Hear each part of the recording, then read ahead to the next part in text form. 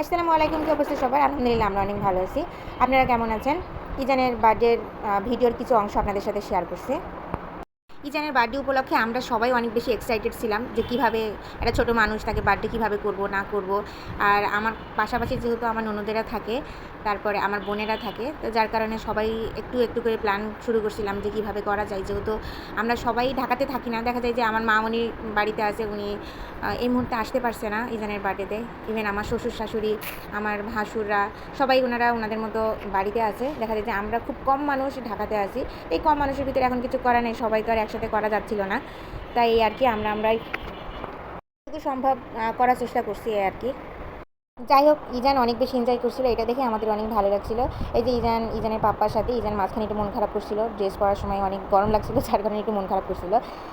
তা এইখানে হচ্ছে আমার আপু, আমার দুলা ভাই, ছোট্ট মেয়েটা হচ্ছে আমার ননদের মেয়ে, ননদের ছোটো মেয়েটা, খুব মিষ্টি একটা মেয়ে।